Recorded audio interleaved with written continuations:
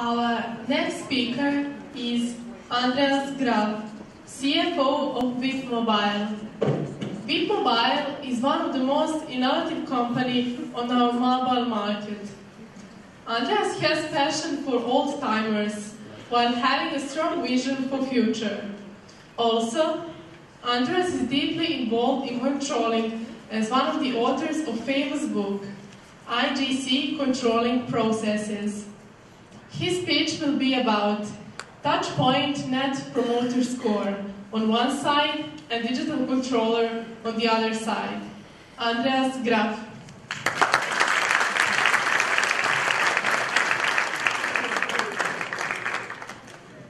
That was a really nice introduction, actually. Danas ja ću pričati na engleskom, zato što srpski još nije dovoljan. Ali može biti da sljedeće godine ću pričati na srpskom. Pa ljudi si ne.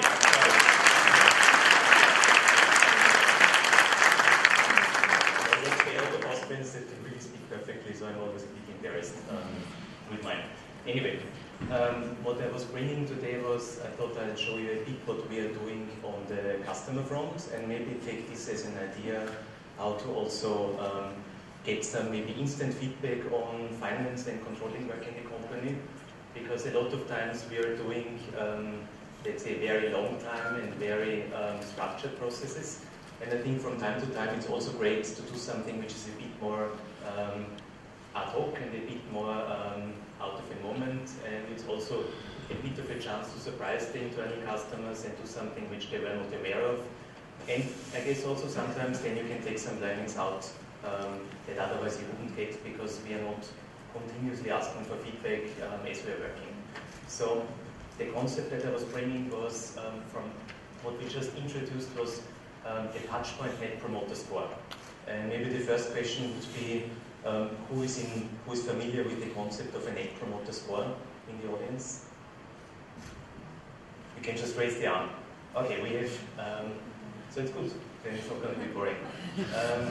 So the concept is actually not really new, but in telcos, I guess it's pretty much standard. So Telenor is doing it, we are doing it, I believe MTS is doing it as well. And the idea is fairly simple.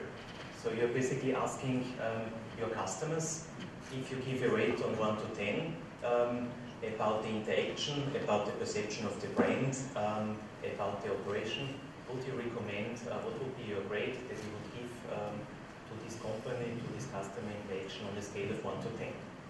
And what you're doing then is you are saying, okay, anybody who's giving you a 9 and 10 is obviously a promoter. So those guys would go out and would tell, listen, this is really great. I recommend you to change because what they are doing is something completely different to the rest.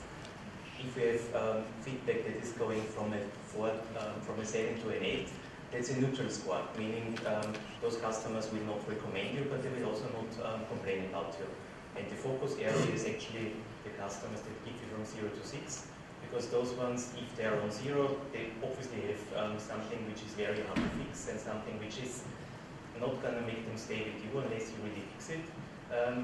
And okay, the closer to 6, those are still not great for you, but you will probably get away. And the net promoter score is then basically what you're doing is you take the promoters, the percentage, and you subtract the ones that are distractors. So if you say, okay, you have half of the customers that give you a 9 to a 10, and half of the customers that give you 0 to 6, you end up on a score of 0. Meaning 0 net promoter score, that's not great. And if you want to be a great company, you have to be between 30 and 40. And now, as we are measuring this also on the market, everybody's measuring this also for the other ones. So, for example, we would know what is the net promoter score for Telenor, because we measure not only our customers, but also the other ones. Because always competition is great internally to say, okay, you have to beat those guys, or you have to beat the MTS guys, or you have to beat everybody else on the planet. You just choose how high you want to go. So, just a bit from the concept that we're doing. The one thing is we're focusing on the brand net promoter score. So you meet somebody on the street, you take your company. Alexander, you take anybody who is walking on the street and you ask them, okay, would you recommend Wiener Städtische to your friends and family on a scale of 0 to 10? If the answer is 9 to 10, you're on the promoter side, anything else you have to work on. And then we're going, and this is what we now introduced, is the touchpoint net promoter score. So I'll jump on the next slide. We have customers that contact us online, that are basically saying, okay, I don't want to wait in the line, I'll just send an email or do a chat with the service center. We have other ones that go to the shop, buy, have a question, ask for service, and we have, of course, the ones that go to customer service. And after this interaction, we get into communication with the customers. The ones that go to the shop or go to customer service, we send an SMS with a very short question that we have seen before, asking how would you rate this interaction that we just had. And on online, we are sending an email. So we are using a different channel. And basically then, depending on what feedback we get, we are also following up with a text question, which is for SMS a bit tricky, but we decided still to do it, because the whole idea is to get into a loop. So it doesn't help you much if you know you got the 0, but you have to know why did you get the 0, and especially on the interaction point, if somebody had a negative experience and gives you a 0, you can fix it basically the next moment. But you have to put manpower behind and really follow up on it and see how to resolve it. And this is basically then the trick that you convert somebody who is a complete distractor, ideally into a promoter, because you're saying, okay, they take this feedback seriously. And it's not that I'm saying this was not good, but there's really somebody following up. And just to go back, we have the same on the employee side, and that's also a good test that you should do internally in the company. Would your employees recommend your own products and services or not? And you better have all of them recommending it, because otherwise you can for sure not be successful on the market, because we for sure have even your own people saying, okay, listen, let's talk about something else, I'm here on private and not on business. So you should always have the feeling that you can sell your product or you could recommend your product to anybody that you need. I'm sure that with all of us this is not always the case. But I'm also not saying that this is always the case for me working for it, that I'm always happy with everything that we're doing. But again, that's why we introduce a concept like that, in order to really improve and really do something different. Now, the takeout on this one, because this is only the first part of the presentation, is that you can also try that in controlling or in finance. For example, on the next budgeting or in the next forecasting process, you follow up immediately on the interactions that you have had from your controllers to the business people. And then you will see whether somebody who just received a budget cut will give you a 9 or a 10, or I would rather say, listen, this interaction I would not recommend to anybody from my friend and from my family. And similarly, if you're a controller and you're going out, would you recommend this one as the place to work on?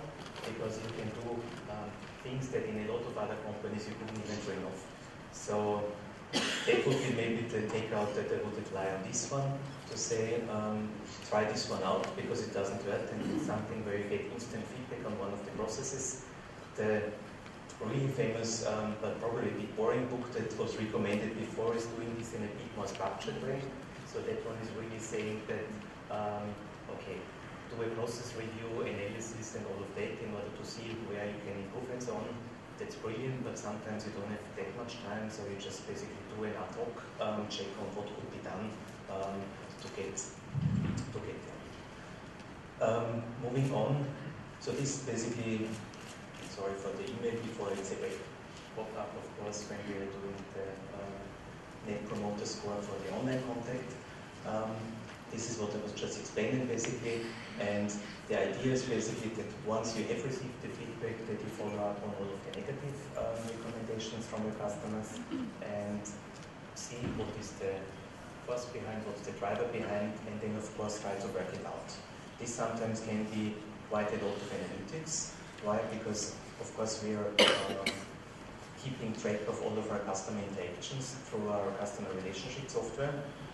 So that we know what was actually the question that the customer had, what was the answer that they received, And then, if we see that the answer was not satisfactory, we have to get behind it. Why was it not the case? Was there something from before? And you can see already that that's really a lot of data work that you have to do. And now I have two controllers here. I could ask them, so what is controlling doing with all of that? And they would probably say they're really happy that we do it. But as of controlling, we are not making much use of all of this one. And if I'm now just jumping on, what is the underlying hypothesis, or why would we do anything like that? The concept of the Net Promoter Score actually has a theory which was validated amongst companies who do it. And the companies are coming from telco, even Harley-Davidson is doing their Net Promoter Score with their customers. They are basically saying that companies who do this well, who have basically a circular loop on it, that they identify, they investigate, they find a solution, they apply the solution, have a growth of more or less twice as much compared to a company who's not doing it. Now, you can also find the other example of companies who are doing it and still basically go bust. So it's not basically the proof for everything, but statistically there's a correlation. If you do this well, you're performing better than the rest of the markets. Now you can think about if all of the operators in Serbia, for example, are doing that. Okay, ideally everybody's doing better. You might not be on top of your competitor, but for the whole service and for the whole industry and sector, there is a higher satisfaction among the customer, which at the end will for sure lead to higher tenure, and the customers will not move as much. Maybe that's for an industry something which is also after a while great, because you do not need to put that much money into advertising to see that customers are being pulled from the one operator to the next one. So the minimum we should do as controllers is, if we introduce something like that, that we are also assessing, is this really true? Are we really growing more, doing this well and fixing all of the problems for the customers? Are those guys who are very satisfied, that are giving us a 9 or a 10, really spending more at the end of the day? Are they really staying longer? So the minimum, if we do all of this work, is that we are seeing, does this pay off at the end of the day? And what we were doing in the past before we introduced this concept was that, of course, we had loads of customer satisfaction activities. And internally we call this text, which is basically not to be confused with the other one, but it's for customer experience. We have done quite a lot, but it's very hard to track and to follow up. Does this generate at the end of the day more return for you or not? All of this basically was now just an intro, because just saying there we generate loads of data, that at the end of the day we have a business model behind, or we believe that this is generating value. So really at the end of the day also somebody in controlling has to take a look at it and see whether this is really generating value, or whether this is great activity, makes customer satisfaction, but there is no correlation to spend, to tenure, to what your customers are doing basically with the consumption. We have to figure that one out, and ideally all of this hypothesis works. So that was just the intro, because the main idea of the presentation was to see what is basically the move, or the evolution from controllers becoming more and more relevant with digital and with a lot more information. I took basically now some environment analysis, and okay, we have some examples. For example, Germany as a government has introduced what they call Industry 4.0. And the main idea of that one is, how can you bring together production and state-of-the-art technologies on communication, on Internet of Things, so that you are becoming a lot more efficient in production, but not via making the original process more efficient. I put then as a next one for Serbia that I would say for us here it's important to go on Industry 2.0, meaning that there is a lot more still to move towards digital, towards online, and we really appreciate any of the activities from banks, from insurances, from the competitors founding a bank, to move people to become more digital. So anybody who has not yet opened an online store, please do that, and please give to everybody out there the feeling that this is not a strange business, but it's actually more efficient. You can do things from home. You don't have to line up somewhere, and so this is not being sarcastic when I put survey for industry 2.0, but we are basically on some things lagging a bit behind. Not when it comes to the use of internet or how much are we online here, because there we are probably amongst one of the highest societies. And the idea there would be, or the conclusion of that one would be that sometimes it's also great not to be on the lead, because whatever will come out with this merging of production and technology, we can reuse in the later stage. We don't have to invent everything. And if we are now at the beginning of a digital era, we are not basically challenged with not being ready for it yet, but we have got to get into it, and we've got to basically make our people, our systems, our infrastructure ready for it. Moving on, and now this is only a bit of, let's say, more tough part. So, what is actually describing big data, and the theoretical concept is like 15 years old. So we have volume, so we have to deal with high volumes of data here. Velocity at the time of 2001 when the concept was introduced, obviously the processing power was pretty big. Nowadays it's easy. We have got all of the processing power we would need. And basically that one is not necessary to build up your own infrastructure in your companies, but you can also do this via cloud, that you can make use of a lot of data with not a lot of investment. And variety, and this is the hardest bit, we have to basically put bits and pieces together. So for example, if we are measuring what was the feedback from the customer at the touch point, we have to match it with what is the consumption, the payment behavior, and the loyalty of the customer in order to see, is there a correlation between this customer gives me great grades and this customer is also one of the most loyal ones. Perfect, let's replicate this model, let's have more of those ones. And the idea of all of that one is you change from looking what had happened and analyzing what was the cause of it, to knowing what is going to happen today, to also knowing what will happen in the future. And this is now not like super visionary saying, listen, together we can change history or we can change future even better. But this is more saying, if you know what behavior patterns are, if you know what people are buying every weekend as a supermarket, and if you know where is this decision maker living, in which household, and when are they based to target, when are they writing their shopping list, you can perfectly give them the hints what they might have otherwise forgotten.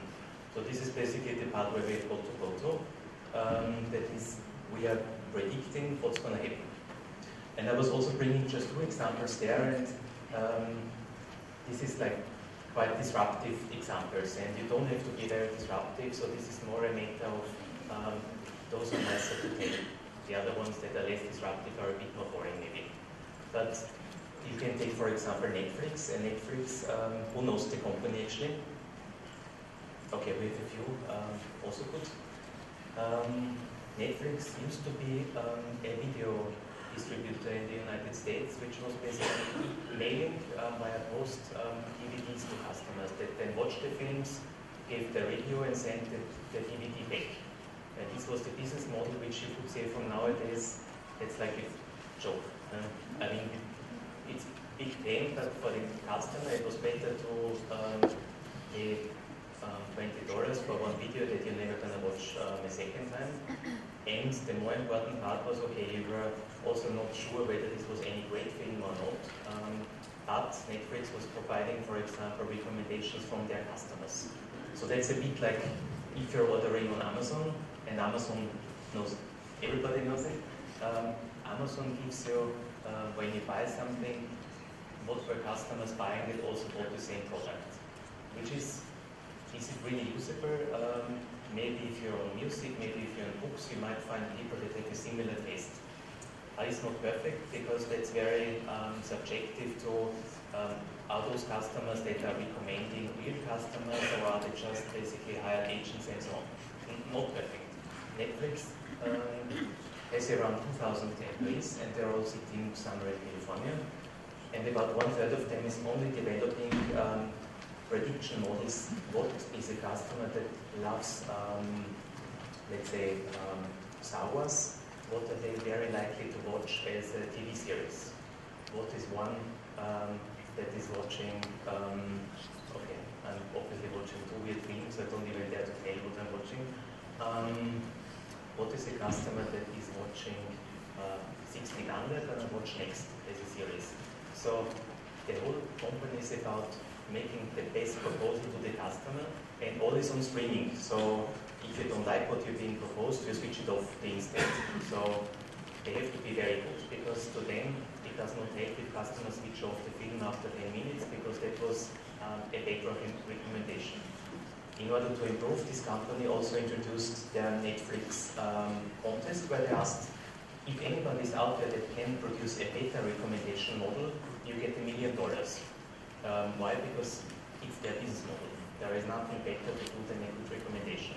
And on this one, they had to stop it at some time, because they gave all of their customer data to these programmers, and at the end of the day, some of them could even figure out who is the person that is watching this one. So, but the idea there was also, and they took everything to the next level, so they are now on a level where they know, okay, I know what you want to watch on Wednesday evening, but I also know what you want to watch Sunday in the afternoon. And this is not just to say, okay, there is not the value in a business case or in a great business plan or in sitting with your cost center owners and discussing about budgets, but the whole value generation is done on making the best proposal to the customer. And the second one, which I was taking as an example, was Uber, which is like the next generation taxi service or a disruptive taxi service. And I think it was also on the news that this might be coming to Serbia. And the idea basically on this one is fairly simple, that you provide a taxi service where you don't have to call, but you basically just press a button, you see, okay, this taxi is going to come in 7 minutes, and the ride is going to cost you per kilometer, per minute, 100 dinars. And this would be not all that revolutionary. The one part which is revolutionary or which is great is that they build great cars and they say high standard. The other one is what they are calling search pricing. And search pricing is basically dependent on how much is the demand for cars, you get a different price. So for example, if it's raining outside, like the next 3 days here, and there is a lot of taxis being busy, you might pay double for the same ride compared to when it's nice and when it's off-peak. And that one is basically just taking basic microeconomics, supply and demand curve, and applying basically the price points depending on how much demand there is. Now that this is not always great, you can see, for example, if there is like a terrorist act happening in the city and the taxi rides cost per minute $100 because there is no way that you can get anybody, then this gives you a lot of bad publicity. So this is not perfect, but it's also not 10 years old yet. And of course, those guys have been disrupting completely, call it like taxi cartels in some cities, which had kept a certain price level and really completely undercut it and took basically business away and again getting also jobs away. So it's not all great, but the idea there was also that those guys make their money with data, with modeling, with basically applying the best charge at the right time, not with making the best plans and having really a great strategy process. So this is more to think a bit, and this is where I'm now going to. I think we've got 6 minutes time, we'll rush the rest. So I believe that controlling is one essential factor to drive all of that. Because sometimes you can say you have management that is not really that much open to this term, especially if you have never worked with it before, and I can count myself in that one.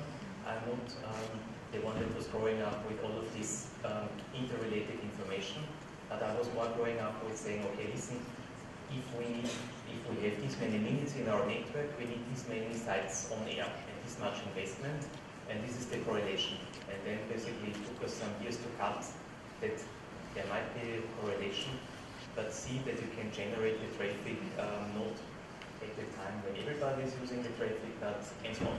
So controlling should drive that one.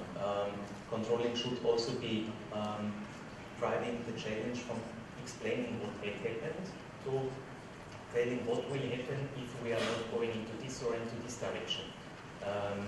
Which is obviously hard because then you're immediately moving into the business and you might come up with a better proposal than the business responsible, which is never great. So on this one you need, either you need to fight really hard or you need somebody to promote you really great. Otherwise it's not going to happen. But the idea is not to take over the business, but the idea is to drive this one into the company. And again, you can also put this back on the track on the strategy process and say, listen, you have to get better on information and on data. And that one we really need, we need to put into our strategy and develop a solution how to get there. So we can use the classical strategy process to leverage more information and that is becoming more and more relevant. So I was now doing just a summary from what I found on what is the required skill for this person, this digital controller. And the title is actually, I would say, not bad. So you can come back and if you have a lousy title on your business card, then use this one. It sounds a lot more attractive. And okay, so basically you have to be the same as you have been now as a controller, but you have to maybe be even more analytical, you have to be more interdisciplinarily working, so you need great buddies in technology and IT to build up all of that for you. You need also then to convince the end users that this is helping them to do their job even better. And call this basically, this is a transition from having a stomach feeling on what the market needs to having the analytics behind being a lot better and predicting what the market really needs. And to return to this one, what I was showing before as a starting point, and also to close the structure for this presentation, would be that we will soon see whether we have the perfect correlation between very satisfied customers, known as promoters, and our usage, our customer tenure, our relationship, our spend. And then we can basically verify from our side, is this net promoter score really working or not? For the case of telco, for the case of a highly competitive market. We will need to do even more as a telecommunications company in BIP to become even better in analytics, in digital, in insight. And also when we did our new sector for the company, we took basically this one out and said, okay, we create it's their own unit that is again on the top of the organizational hierarchy in order to really leverage that one and to give it a strong voice, because you can easily get basically get lost when you're not on top of it.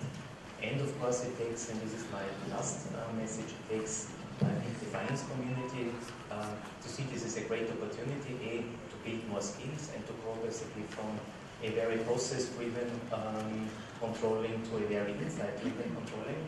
And not everybody will probably be ready for it as a company, but you will be surprised how much data you can find even if you are not looking at the very conventional businesses and how much you can leverage already out of that one. You basically just really need to team up and think it all up. And that would be it. Thanks a lot.